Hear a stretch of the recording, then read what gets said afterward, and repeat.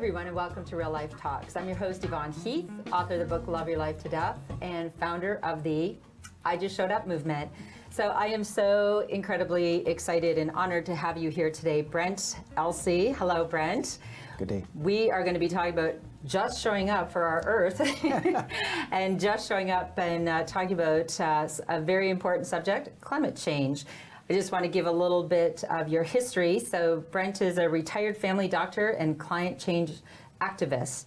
And you say residents can make a substantial environmental difference by abandoning single-use plastics, planting trees, adopting meatless Mondays, and taking political action by voting for people and parties focused on fighting climate change. We need actions. We don't need more words. So welcome to the show, Brent. Thank you very much. I appreciate being here. There's a whole lot to talk about in that paragraph, isn't there?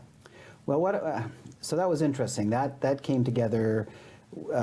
They asked me to speak at the climate strike that the young people of Barrie had, and I was only going to have a few minutes, and I was definitely the old guy in the crowd. But I wanted to give them 5 things that they could do so that they could focus on, because many people are overwhelmed by the situation. They're overwhelmed by what they can do. So it was very simple. The first one was get rid of single-use plastics. And I said, basically you can start with straws. Just say, no straw, thank you, and we just stop using those. Once that happens, it's, I don't need a plastic bag. I have a bag with me, or I'll carry my purchase out without a bag. Thank you very much. Then we could move to maybe plastic bottles. And if you want to have your Coke or your Pepsi, you can have it in a can rather than a plastic bottle. Don't drink Coke or Pepsi. Just kidding, go ahead. That's right. Yeah. Sorry. Anyway, so they, and then so that was one step. The next one was plant a tree, and do it with an organization that knows so the tree will live, but do it in the spring, do it in the fall, do it as a group, do it as part of your class, something simple like that, because planting a tree allows us to take carbon out of the air, and that's very important. Meatless Mondays was to reflect that we need to change our diets. We don't have to do it all at once. I've recommended that beef become something very special, like champagne. You have it on special occasions. Sure. But we need to get away from animal-based proteins, just because it's not only better for your health, but it's also better for the planet. And so starting with having no meat on Monday would be a simple step. Then you may move it to 2 days and move it on to, you may become a more plant-based diet. Right. The third thing was, the third thing I talked about was the getting involved politically. Because unfortunately, many of the changes that have occurred require policy changes at certain levels. The examples I've used are to get people to stop smoking. We educated them till we were blue in the face, but it didn't really change until we started to tax it greatly, until we made it socially unacceptable. You know, the gentleman who says, I can't smoke when I go for a beer, I can't smoke in front of my grandchildren, I'm put outside like a pariah. Became very inconvenient, right, exactly. and expensive. So these are all policy changes. So we have to encourage or let our policymakers realize that we're willing to take some of the tough changes that have to happen, and one of them may be taxing carbon pollution. The last thing that we talked about, so you get 5 things and it becomes power, and that was, I don't think many of them were my generation when there was this was a symbol of resistance, whether it was in Vietnam or it was Black Power or it was women's health, whatever it was. But the last one, and probably the most important one, it was the ring finger, and that represents relationships. Relationships in groups that get together, because we support each other in our diet change, our meatless Mondays, we get together to plant trees. But we support each other in not feeling we're the only ones out. And I think that's why a lot of these youth were striking regularly. it wasn't like they were all by themselves. All of a sudden, they felt there were others around them that supported and agreed with them. And I think that's why that became very powerful. So my 5 things was just a simple way of pulling some of the suggestions that are coming from the experts in the field as to what's to move forward. But I think Right. people have to have small, simple steps that they can take initially, and then as they start to feel confident in moving forward, because they're being asked to change an awful lot in their lives in order to pull this off. And it is going to take all of us. It's all hands on deck now. All hands on deck, That's absolutely. Right. So we really need to do that. 100%. So let's just go back, Brent, because we just kind of rolled right into it. Let's go back to, not everybody really understands what climate change is, why this is so important now. I mean, the best time to have addressed this and created changes was many, many years ago, and the next best time is now. But now we're at a critical point in our lives that it kind of becomes like a buzz where, oh, climate change. Right. What do we mean by climate change, and why is this so critical? So you're very right in saying that it's happened a long time ago. This was recognized back in the 70s and 80s, Wow. and people were pouring out of this. I think one of my colleagues who spoke at the Barrie Docks Town Hall, Dr. Brad Dibble, has actually been working on, he wrote his book in the 1990s, which is a very comprehensive understanding of the science behind it and then the impacts of what's going on. I think it really was driven home in 2018 when an international group of science produced a paper to the United Nations about the impacts that were coming. And they said we were at a critical threshold, that if we did not make significant changes in the next 10 to 12 years, we had a significant risk of the planet as a whole warming up 2, 3, maybe 4 degrees. Right. And that we were down to a decade. So the analogy I use for people as a family doctor is just think of yourself, or more importantly, maybe a child or an older person who gets a fever. Our planet is getting a fever. Okay. And if the fever was a degree, so if you have a temperature of 38.5, you're feeling crummy, you really don't want to go to work, but you sort of manage. But if your temperature goes up 2 degrees or 3 degrees and you're at 40 or 40.5, so your child is really, really sick. They run the risk of seizures. Without intervention, they run the risk of ending up in the hospital or more severe. An older person with a temperature of 40, we're looking at possible death. Yes. So 4 degrees up for an individual is huge. The same impact as 4 degrees for the planet is huge as well. Okay. In the human body, things start to break down, and things, yes, in the planet, things happen as well. We get to a point where we start to put into place changes in the planet that are irreversible. We melt the ice in the polar caps, so we're absorbing more heat up there. The permafrost starts to melt. It releases methane, which is a high gas. The seas start to rise because all the ice is melted. Okay. Places like London, New York City, Shanghai, all go underwater, and you all of a sudden have tremendous changes occurring across the world that we've already seen little snippets of. We all know what happened in Syria when repeated years of drought forced many people to move from the rural areas into the cities. That puts stresses on their social structure, which resulted in the Syrian war to a certain degree. And then the world has seen all the implications of the migrants trying to move out of Syria. That was 60,000 people. Think what it would be like with 100 million people My on the goodness. move trying to Yes. find out where they go. Yes. So climate change is the Earth. It's getting sick. It's getting That's warmer right, and warmer. exactly, that's right. Because of the emissions. Right. Like, what is the actual cause? So what's happening is we need energy for all kinds of things. Yes. Heat our homes, drive our cars, fly from place to place. We need energy for that. And in the world, the primary source of energy that we use right now is fossil fuels. So Fossil that's fuels, oil. there it is. This is what we hear. Oil, gas, Right. coal. Yes. And what happens when you burn them, one of the things, or when you use them, they give off gas. You see it coming out of the exhausts of cars, you see it coming out of the exhausts of planes, you see it coming out of people's chimneys.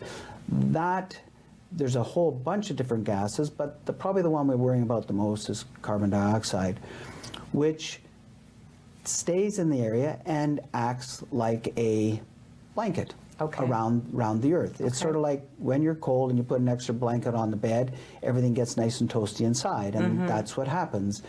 Actually, it's very important that we have that thin layer of atmosphere around us, because without it, our world would be very, very cold, or if we were closer like Venus, very, very hot. So we had the perfect sort of amount. We had the right number of blankets on. But with more carbon dioxide in our atmosphere, it's like adding more blankets. Okay. And the effect that it does is it's very much like a greenhouse or your car in the winter when it sits in the sun. You get inside it and it's really quite hot. In the summertime, it can be unbearably hot. Yes. It's the same thing. Light comes in from the sun, but can't get released out of the atmosphere, and it gradually increases the temperature over a period of time. So fossil fuels is an excellent fuel in many ways. It's found all over the world. It's easy to convert, but there are other forms of energy that we haven't had to use because we've had lots of fossil fuels. We now must move away from fossil fuels. We won't get away from them completely, but there are other forms of energy that we can use. In fact, the biggest source of energy for us is our own sun. There's enough energy that comes from the sun in a single day to take care of our energy needs quite easily. The challenge is, how do we capture that? But that's one of the exciting things about this. There have been changes in energy use over all of mankind's history. Another analogy that I sometimes suggest is, back when they built the pyramids or the Colosseum, what was the form of energy they used? It was slaves. It was people. They used slaves to build these things. We would no longer think of using slaves to drive our car or push us around. No, people just wouldn't think that way. We need to get that switch in our mindset that fossil fuels have become a pariah on our country and on our world, because fossil fuels are going to make the planet very, very sick if we continue to use them at the rate we are. So we have to make that transition to other renewable, cleaner forms of energy. That's going to require people making some changes in that. It's going to require governments priming the pump so private industry can step up and do these sorts of things. But there are lots and lots of opportunities to make that transition from fossil fuels to renewable energies. Right. Now, one of the problems, however, is this can be a very expensive endeavor in many ways. So people who, maybe live in poverty, or they're not able to make that change. I mean, I know, like, climate change, it's a very complex problem. For sure. Right? So it's challenging. So if I can address the cost, yes. I'm going to come at it from two ways. First off, we need to look at the negative side. What are the consequences if we don't do things? Right. Because that's going to be expensive as well. Just think of the insurance industry having to cover with weather or climate-induced disasters, whether it's forest fires that are happening in Australia, California, out west, Fort McMurray. Think of the implications of a flood. We've just recently seen Venice going underwater, and the insurance companies there are probably just going, there's no way we can cover all those sorts of things. There's a ripple effect through that as well. So there are lots of costs to not doing anything. The climate impacts in Ontario alone for my sector in healthcare is about $1.8 billion in 2018. There are a lot of costs. The flip side of that, though, is there's lots of opportunities. There have been many situations where people with a transition from one type of doing thing to something else did extremely well.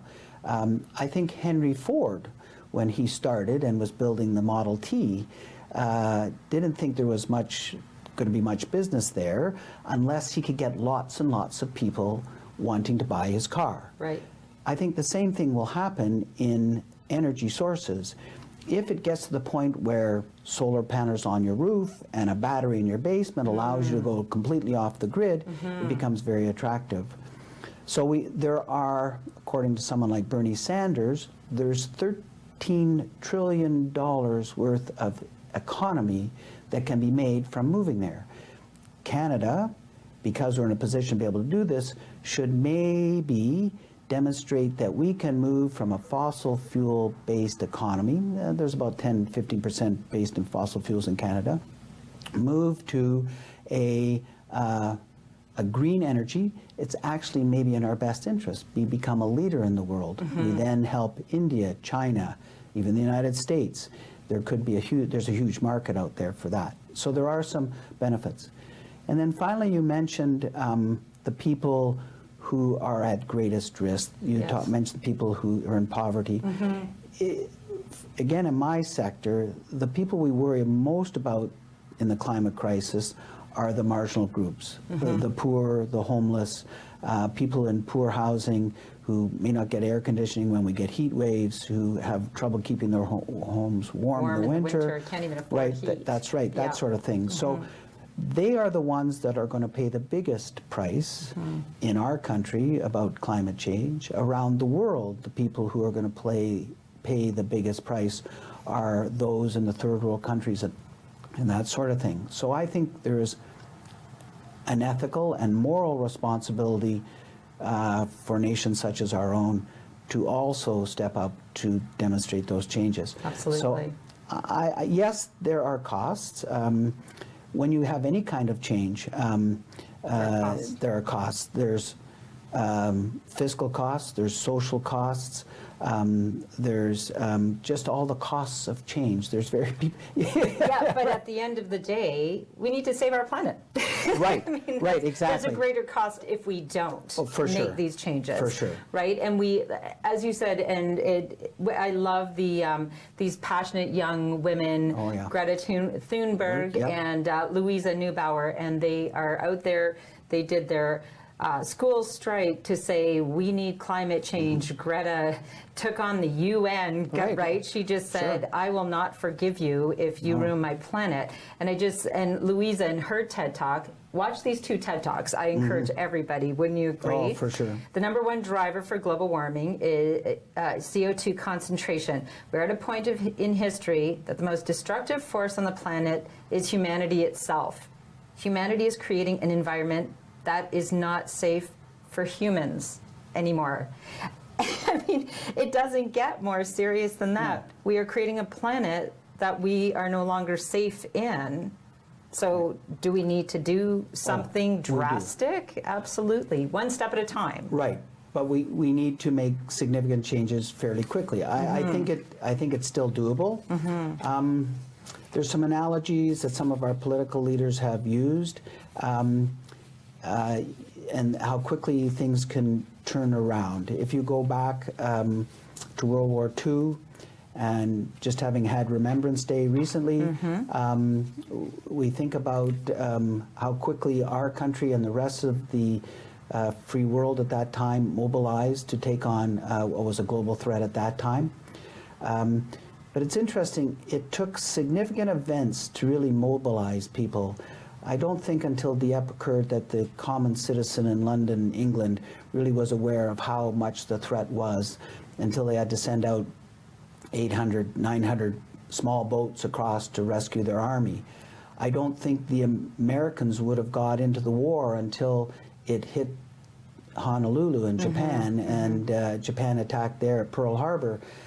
Is it going to take some terrible event like that to mobilize it? I'm hoping we can look back at history and make those steps earlier than that. Proactive. I mean, there's already enough damage. Now it's time to stop any further damage. For sure. There's many what we call, the psychologists have describe them as dragons of inaction. I like it's drags on action, but dragons of inaction, and some of them are just like that.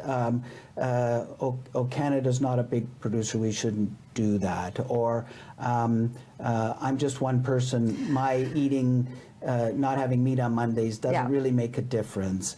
There's all those sorts of things. There's the dragon of tokenism. We see, we see that all the time in someone who's trying to lose weight, right? I've walked. I went to the exercise class this morning. I can have a double latte this afternoon. Of course, we reward ourselves with things that aren't good for us, right? It doesn't make any sense, does it? So change is very, very hard for people. It is. And well, as we talked about, and I think it was a great analogy, if you need to lose weight or you feel you need to lose weight or whatever you need to do, take it 1 pound at a time. Right. Take this one step at a time. I mean, I would not have a plastic bottle in my house. Say, oh my goodness, you can't buy plastic, and those little changes. But I'm also educating myself and being more aware. And it's funny because, as I mentioned, I just finally saw the documentary, The Game Changers. Excellent. Everybody watched that documentary. Yes. Do you agree? On Netflix, The Game Changers, because when you're talking about meatless Mondays, I don't think people really understand that the domino effect or truly. I mean, I watched it, I thought, okay, plant-based diet, it's very good for you. I didn't even realize in that documentary there was a huge climate change component. For sure. So can you speak to that? Because I don't really think people really understand the impact. Okay, so what you're alluding to is the changes that have to occur in one sector, which is our diet, and that has to do with agriculture. And what they've been looking at is the costs, the amount of carbon that has to be used to produce certain things. And the biggest cost is beef. It's significantly higher. You then can move down to pork, which is significantly less, chicken's even less, fish even less. But the one that has the less carbon input and actually takes carbon out of the air is plants. Right. And we need to move to a more plant-based diet. And one of the key things there is to find proteins that are non-meat, non-pork, non-chicken, find proteins that we can get from plants. So that's peanuts, legumes, all those sorts of things. There's lots of things that people have used at different times in the world. But we need to change our diet. We need to change how we get around, transportation. We need to look at how we live. It's every aspect of our life that has to change. Well, and back to the plant-based and the domino effect, because one of the great things is, first of all, the protein is not actually from, in this documentary, it's not from the animal itself, it's from what the animal eats, which is plants. But the other thing is all of the food that is required to feed these animals and all the water to grow this food and the transportation to transport these animals from one spot to another. It was shocking to actually see it in this documentary, to really understand the incredible domino effect and how it is relating to climate change. Right? So and the nice thing about it, it's good for your health. It decreases your cholesterol, which will helps decrease blood pressure, decreases certain cancer risks. It's just, so you do something that's good for you, you're also doing something that's good for the planet. That's right. And when you say meatless Mondays, I mean, you start with a day and maybe you add another day. I became a vegetarian, and after that documentary, I'm going vegan. I'm on my way.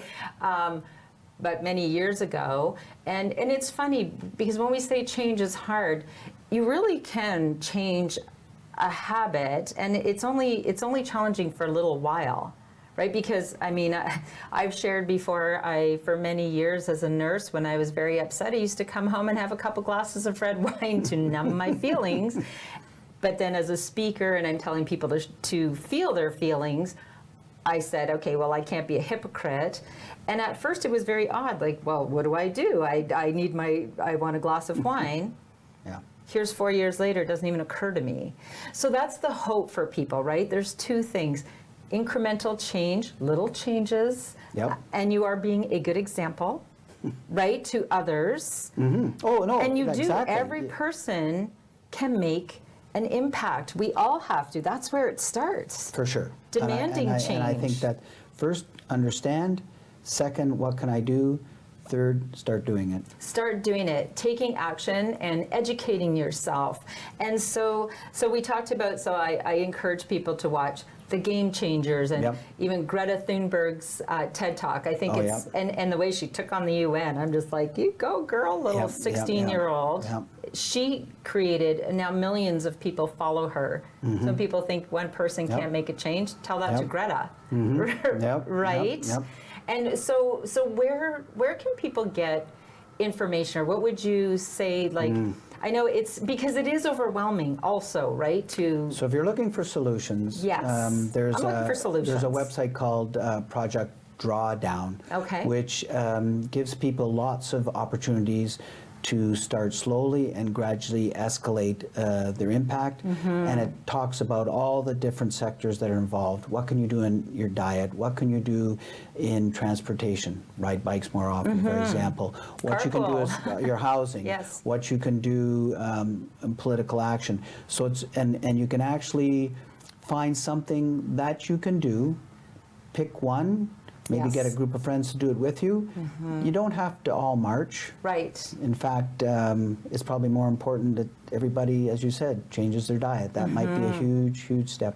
yes, and two, I think that's also really important. Talk to your friends about it and your family, and engage them, and see this as something wonderful to do together, right? Oh, for sure. No, I think there's a lot of evidence. A lot of people who are feeling angst and worried about this find as they should. as they should. But, yes.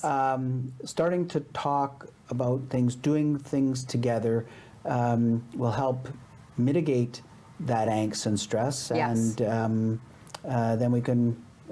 We have no choice. We No, will we be. have to. We It's will time. be successful. Yep. It's just a question of what it will be like 10 years from now. Exactly. So, Brent, as I said, I knew that this would just fly by. That's It so thank you so much for everything that Well, thank you do. for the opportunity to speak. Thank Yeah, you. I so appreciate it. And it's time for change, and it's time for each and every one of us to take responsibility. And if it's one change, go ahead. Climate change is everyone's responsibility, right? Thank you very much. I can't agree with you more. Thank you so much.